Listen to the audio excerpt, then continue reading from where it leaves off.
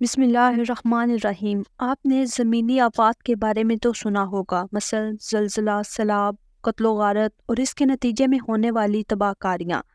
آج میں آپ کو زبانی آفات کے متعلق کچھ بتانا چاہتی ہوں۔ یقین کیجئے اس کے نتیجے میں ہونے والی تباہ کاریاں زمینی آفات سے کہیں زیادہ ہیں، کیونکہ اس سے دنیا اور آخرت دونوں کا نقصان ہوتا ہے۔ تو پہلی آفت ہے جھوٹ بولنا۔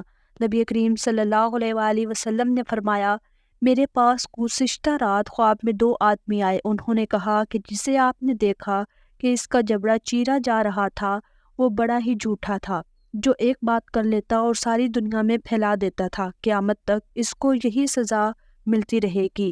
بغض و حسد کی بنا پر بات چیت ترک کر دینا۔ آپ صلی اللہ علیہ وآلہ وسلم نے فرمایا، آپس میں بغض نہ رکھو اور ایک دوسرے سے حسد نہ کرو۔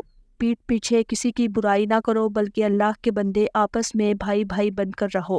اور کسی مسلمان کے لیے جائز نہیں کہ کسی بھائی سے 3 دن سے زیادہ بات چیت بند کر دے۔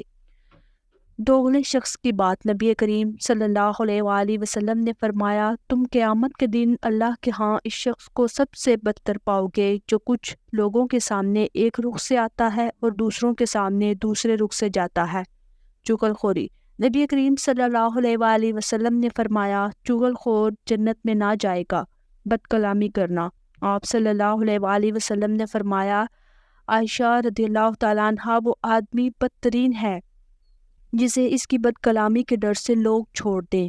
کسی مسلمان کو گالی دینا۔ رسول اللہ صلی اللہ علیہ وآلہ وسلم نے فرمایا، مسلمان کو گالی دینا گناہ ہے اور اسے قتل کرنا کفر ہے۔ کسی مسلمان پر لعنت بھیجنا۔ نبی کریم صلی اللہ علیہ وآلہ وسلم نے فرمایا، جس نے کسی مسلمان پر لعنت بھیجی تو یہ اس کے خون کرنے کے برابر ہے، اور جو شخص کسی مسلمان کو کافر کہے تو وہ ایسا ہے جیسے اس کا خون کیا۔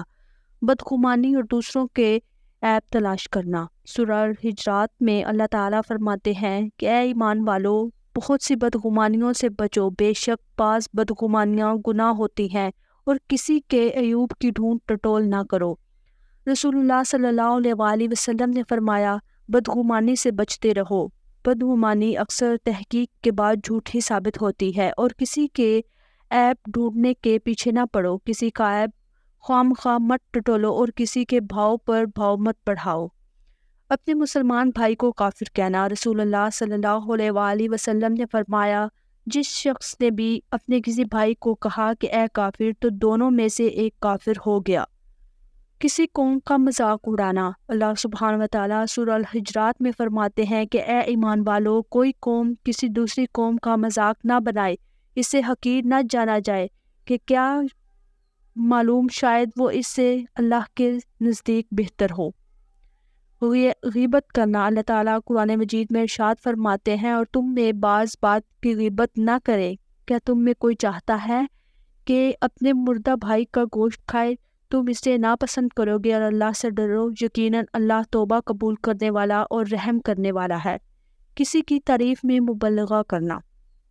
نبی کریم صلی اللہ علیہ وآلہ وسلم نے سنا ایک شخص دوسرے شخص کی تعریف کر رہا ہے اور تعریف میں بہت مبالغے سے کام لے رہا تھا، تو حضرت صلی اللہ علیہ وآلہ وسلم نے فرمایا، تم نے اسے ہلاک کر دیا، یا یہ فرمایا، تم نے اس شخص کی کمر کو توڑ دیا۔ ان تمام احادیث کو پڑھنے کے بعد زبان سے ہونے والی ہلاکتوں کا اندازہ کر لیجیے اور اپنی زبان کی اور اس کی سنگینیوں سے بچنے کی کوشش کیجیے۔ ہمارے سامنے ہمارے پیارے نبی صلی اللہ علیہ وآلہ وسلم کا اخلاق بطور نمونہ موجود ہے۔ رسول اللہ صلی اللہ علیہ وآلہ وسلم نہ بدگو تھے، نہ بد زبانی کرتے تھے، بلکہ آپ صلی اللہ علیہ وآلہ وسلم فرمایا کرتے تھے، تم میں سب سے زیادہ بہتر وہ ہے جس کے اخلاق سب سے اچھے ہوں۔ اللہ سبحانہ وتعالی ہم سب کے ہاتھ اور زبان سے دوسرے مسلمان کو محفوظ رکھے، ہمیں اپنی زبان کی حفاظت کرنے کی توفیق عطا فرمائے، آمین۔